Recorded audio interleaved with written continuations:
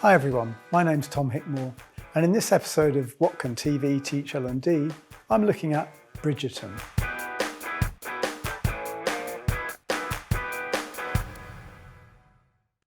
I make drama for learning, so I'm taking popular TV drama and looking at it with an analytical eye, asking what can we learn from this that can be applied to the field of learning and development. Costume dramas, well, certainly Bridgerton, is an absolute indulgent bit of fun with a snobbish polish. It's not just because the subjects are aristocrats, but because the idea of it being historical somehow makes us feel a little less guilty about watching the most ridiculous and playful melodrama about love, marriage and money. The casting in this production is colourblind, with black and brown people featured in significant numbers among the aristocrats. Disregarding the contemporary political factors that have brought this about, it's interesting what effect it has on our perception of the drama. When I see a black guy playing a filthy rich Regency Duke, I can't reconcile that with the idea of him profiteering from slavery as I would with a white actor in the role. Instead, we're confronted by an extra layer of reinforcement that this is just an historical fantasy. It's an adult fairy tale with princesses and kings and poor woodcutters. It might seem a bit nuts to try and link costume drama to L&D, but bear with me, we'll get there. In the scene I've chosen, a mother and her servant attend an audience with the Queen. The intro to the scene is all about power. The mother's been summoned to the palace, and the palace, with all its opulence and grandeur, communicates power. It's meant to make you feel submissive, and we see that in their performances. And these wide shots, and the high-up camera that swooshes down to the monarch, uniting her with the dimensions of the building. Then we are in the mother's point of view as she approaches the Queen, surrounded by the courtiers and servants. Your Majesty. The closer frame is on the mother, making her the subject of the scene.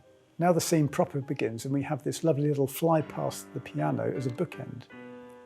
The Queen, in her very fake wig and finery, is snorting snuff, an obvious reference to the modern-day practice of snorting coke, a well-known favourite of the rich and powerful, symbolising decadence and self-aggrandisement. What do you think? The Queen poses an apparent innocent conversation starter, but we know that nothing she says is straightforward.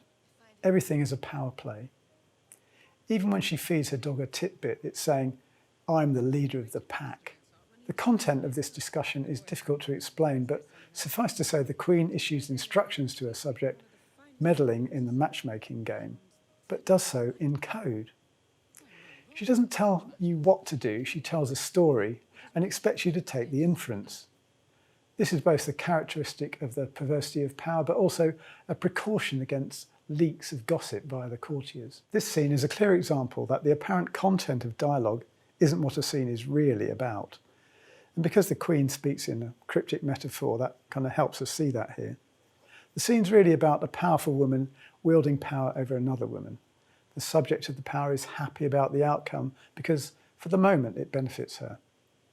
This could be about any powerful woman and her subject anywhere in the world, which is a wiggly way to say you could easily tell a corporate story in a metaphoric way with a costume drama. Why would you? Because it's fun and would allow you to discuss issues at one remove from reality. How could you? We don't have those sorts of budgets in L&D. Well, I did do exactly this many years ago now. Around 2000, I produced and directed a little training video for Lloyds Bank, written by James Corey Wright. It was something of a carry-on banking story, having fun by essentially taking a scene of a meeting in a high street bank and displacing it to 1700. And it wasn't that expensive. We found an old oak panelled room and hired appropriate furniture, props and costumes. So in the context of a reasonable sized drama budget, it was very doable.